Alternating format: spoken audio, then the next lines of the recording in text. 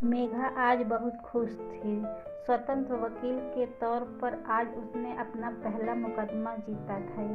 कई पेचीदों से भरा मुकदमा था वह, लेकिन तेजस के कुशल मार्गदर्शन पर, स्वयं की प्रतिभा के बूते पर उसे जीतने में सफल हो गई थी। काश उसके पति करण जिंदा होते तो कितने खुश होते उसकी इस सफलता पर। अनायास ही उसने टेबल पर रखी करण की फोटो उठा ली और ही मन उससे बातें करने लगी। करण, देख रहे हो ना, तुम्हारी मेघा ने आज अपना पहला मुकदमा किस शान से जीता है। खुश तो हो ना तुम मेरी इस सफलता पर। आज तुम जीवित होते तो मेरी खुशी की इंतहा ना होती। करण की तस्वीर से यूं ही बातें करते करते ना जाने कब मेघा की आंखें गीली हो गई और वह सिसकियां भरने लगी। करण के गुजरे 2 वर्ष पूरे हो गए थे, लेकिन वह अभी इस शोक से पूरी तरह से उबर नहीं पाई थी। दोनों बच्चे पुलकित और प्रिया भी इस शोक हृदय पर मरहम नहीं लगा पा रहे थे।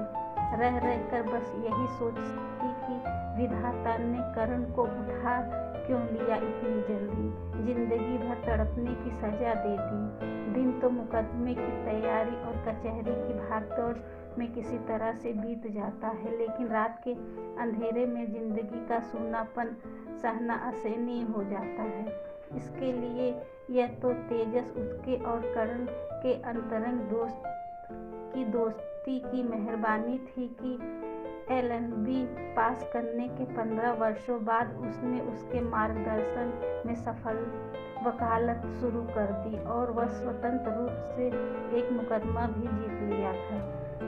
अंधेरा घिर गया था, लेकिन उठकर लाइट जलाने की सुध भी नहीं थी उसे तो बस करण की तस्वीर सीने से लगाए सिसकियां भर रही थी कि किसी के पदचाप कमरे में गूंजी और खट से कमरे में उजाला हो गया। उसके सामने तेजस खड़ा था। मेघा, क्या हुआ? आज तो खुश होने का दिन है और तुम बैठी रो रही हो। बहुत गलत बात है। उसके पास आते हुए तेजस ने उसे कुर्सी से उठाकर अपने सीने से लगा लिया, साथ उसके सिर पर हाथ फेरते हुए। मेघा, प्लीज चुप हो जाओ, मैं तुम्हें ऐसे रोता नहीं देख सकता। तेजस, चुप होना मेरे बस की नहीं है। मैं करण को नहीं भुला सकती, कभी नहीं। मैंने उसे अपने आप से ज्यादा चाहा है। उसके बिना कैसे जीऊं? मैं ये जी नहीं सकती अकेले। तुम अकेली कहाँ हो? मैं हूँ ना तुम्हारे साथ। चलो, आज का दिन यूं रोने का नहीं बल्कि सेलिब्रेट करने का है। आज तुमने अपनी जिंदगी का पहला मुकदमा जीता है।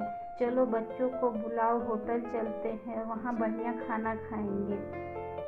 तेजस, क्यों ना जूही और बच्चों को भी हम साथ ले लें। जूही तेजस की पत्नी थी। नहीं मेघा, जूही यहाँ बिल्कुल नहीं आएगी। तुमसे तो कुछ छिपा नहीं है। मैं तुम्हें शुरू से बताता आया हूँ कि करण की मौत के बाद से वह मुझे हमेशा तुम्हारे पास आने के लिए मना करती है। अगर मैं उससे कहता हूँ कि तुम भी चलो तो वह खुद भी यहाँ नहीं आती। ना जाने क्या दुश्मनी है उसकी तुमसे कि अब वह तुम्हारे नाम से भी खार खाती है। अब तुम ही बताओ, उसकी वजह से मैं तुम्हारे पास आना बंद तो नहीं कर सकता।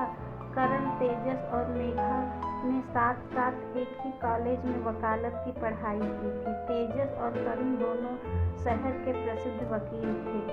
कॉलेज की दोस्ती तीनों ने बाद तक निभाई थी। कोई दिन ऐसा नहीं जाता था जिस दिन तेजस, करण और मेघा से ना मिलना हो। करण और मेघा ने अपने वैवाहिक जीवन में इतने सुखी व संतुष्ट थे कि उन्हें अपनी जिंदगी में किसी तीसरे की जरूरत की कमी नहीं महसूस हुई थी। वे दोनों अपनी समान रुचियों, शौक के चलते बहुत सुकून से भरी जिंदगी में व्यस्त थे, जिंदगी बिता रहे थे। लेकिन पत्नी के मामले में तेजस करण जितना भाग्यशाली नहीं था। तेजस की पत्नी यूं ही तो सुशिक्षित थी, सुंदर व हर तरह से सलीकेदार, बौद्धिक व्यक्तित्व वाले, प्रभावशाली, से मानसिक तक प्रतिभा पाने में वह सर्वदा असमर्थ थी। सामान्य रुचि शौक के चलते करण और मेघा जिस तरह जिंदगी एक एक पल खुशी से बिताते, जूही तेजस के साथ वैसी मित्रता करने में असमर्थ थी। शायद इसीलिए तेजस, करण और मेघा की इतनी गहरी दोस्ती थी। मानसिक मित्रता तेजस को अपनी पत्नी का बेहद प्रेमी होना बहुत अखरता था। मन ही मन वह करण की तकदीर से रश्क करता कि उसे कितनी सुंदर, योग्य व प्रभावशाली जीवन संगिनी मिली। कभी कभी तो वह मेघा के सामने ही जूही को झिझक दिया करता था कि मेघा से कुछ सीखो, घर गृहस्थी में सीमित दायरे से ऊपर उठकर बाहर की दुनियादारी में रुचि लो। करण की मौत के बाद उसकी सेवा और मेघा की दोस्ती में कोई फर्क नहीं रहा। उसी ने मेघा को वकालत शुरू करने के लिए प्रोत्साहित भी किया था। अब वह हर रोज शाम को करण के ऑफिस जाकर उसके मुकदमे की तैयारी कराता। जूही को तेजस का मेघा के साथ समय बिताना कोई बात नहीं सुनाता था। वह लगभग रोज ही तेजस के साथ इस मुद्दे पर लड़ती, लेकिन तेजस जूही की इन बातों से तनिक भी ध्यान नहीं देता तथा मेघा को भरपूर सहयोग देता था। समय अपनी गति से बीत रहा था। करण की मौत के 3 वर्ष पूरे होने आए थे। पिछले 1 वर्ष से मेघा शहर की एक कुशल वकील के रूप में उभरी थी। करण के विधों के अलावा उसे और कोई दुख नहीं था। अकेलापन दूर करने के लिए तेजस का साथ ही था। रोजाना 3-4 घंटे साथ बिताने दोनों इतने अंतरंग हो गए थे कि दोनों एक दूसरे की जरूरत बन चुके थे। करण की अनुपस्थिति में तेजस मेघा और भावात्मक रूप से बन बैठे थे। वैसे तो उन दोनों में अंतरंग मित्रता कॉलेज के जमाने से थी, लेकिन अब करण की मौत के बाद दोनों एक अबूझ भावात्मक रिश्ते में जकड़ते जा रहे थे। यदि कभी किसी जरूरत काम की वजह से तेजस मेघा से ना मिल पाता तो वह बेचैन हो उठता था। किसी काम में उसका मन नहीं लगता था। दरअसल वह मन ही मन मेघा को चाहने लगा था। उन्हें मिला कि तेजस को वर्षों से अछूती नहीं बची थी। तेजस के निरंतर सानिध्य में उसके मन में तेजस के प्रति चाहत और लागू थी। उस दिन जूही का जन्मदिन था। उसने तेजस के साथ पिक्चर जाने का कार्यक्रम बनाया था, लेकिन उसी दिन तेजस ने मेघा को साथ स्थानीय रंगमंच पर एक प्रसिद्ध अंग्रेजी नाटक देखने के लिए 4 टिकटें मंगा रखी थी। दोनों नाटक देखने से बेहद शौक था। तेजस जूही से किसी जरूरी काम का बहाना मेघा और बच्चों को नाटक दिखाने ले जाना था। तेजस और मेघा बच्चों के साथ नाटक देखने के लिए निकल ही रहे थे कि जूही मेघा के यहाँ आ धमकी तथा बोली, मेघा बहुत गलत बात है। मुकदमे की तैयारी और तेजस तुम्हारी सहायता करता था यह तो मान लिया, लेकिन जिस तरह तुम तेजस के साथ घूमने फिरने मौज मस्ती के लिए जाती हो क्या सही है? हर शाम तेजस तुम्हारे साथ बिताता है। तुम्हें यह भी तो सोचना चाहिए कि मुझे भी तेजस की ज़रूरत हो सकती है। मैं और बच्चे भी तो तेजस के साथ रहना चाहते हैं।